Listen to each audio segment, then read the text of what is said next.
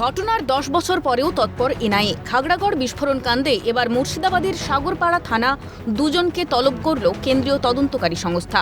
হাবিবুর রহমান ও গোলাম কিবরিয়াকে বৃহস্পতিবার বেলা 12টায় হাজিরার নির্দেশ এনআইএর। গোলাম কিবরিয়ার বিরুদ্ধে 121A, 122, 123, 307, 326 সহ একাধিক ধারায় মামলা রুজু করা হয়েছে এনআইএর তরফে। ঘটনায় শোরগোল জেলা জুড়ে। দেশের নিরাপত্তার স্বার্থে পদক্ষেপ নিতে পারে, তবে অভিযোগ প্রমাণিত না হলে যেন অযথা হয়রানির শিকার না হতে হয়। আবেদন জানানো হয় স্থানীয় তৃণমূল নেতৃত্বের তরফে।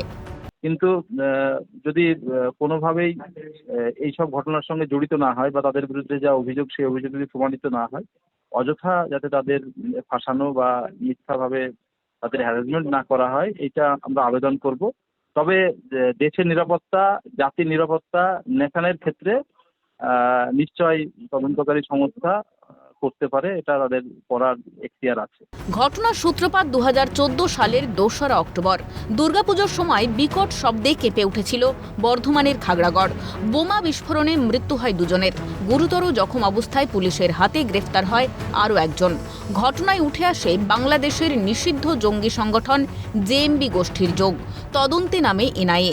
সম্প্রতি অসম এসটিএফের জালে যখন ধরা পড়ে একের পর এক জঙ্গি, তখন উঠে আসে খাগড়াগড় বিস্ফোরণ কাণ্ডের মূল চক্রী তথা জেএমবি সংগঠনের সদস্য সাদিক ওরফে তারিকুল ইসলামের নাম। জেলেই তারিকুলের কাছ থেকে সন্ত্রাসের পাঠ নিয়েছিল মুর্শিদাবাদের হরিহরপাড়ার বাসিন্দা তথা এবিটিএর সদস্য আব্বাস আলী। বিজেপির কথায় মুর্শিদাবাদ জঙ্গিদের আঁতুড়ঘর। দেখুন, আমরা আগেও বলেছি মুর্শিদাবাদ হচ্ছে জঙ্গির আঁতুড়ঘর। মুর্শিদাবাদ মানেই জঙ্গির কারখানা। এই মুর্শিদাবাদে বিগত দিনেও অনেক জঙ্গি ধরা পড়েছে। আসাম থেকে এসে এখানে হরিহরপাড়ায় জঙ্গি নিয়ে গেছে। আমার বিশ্বাস যে মুর্শিদাবাদ যদি ঠিকমতো ভাবে তদন্ত করা যায়, মুর্শিদাবাদের পাড়ায় পাড়ায় এই ধরনের জঙ্গি গড়ে উঠেছে, জঙ্গি অ্যাক্টিভিটি চলছে। দেশবিরোধী কার্যকলাপের অভিযোগ রয়েছে হাবিবুর রহমান ও গোলাম কিবরিয়ার বিরুদ্ধে। তদন্তে আরও কোনো তথ্য উঠে আসে কিনা সেটাই দেখার। ইকবাল হোসেন ও শুভদীপ মান্নার রিপোর্ট, ক্যালকাটা নিউজ।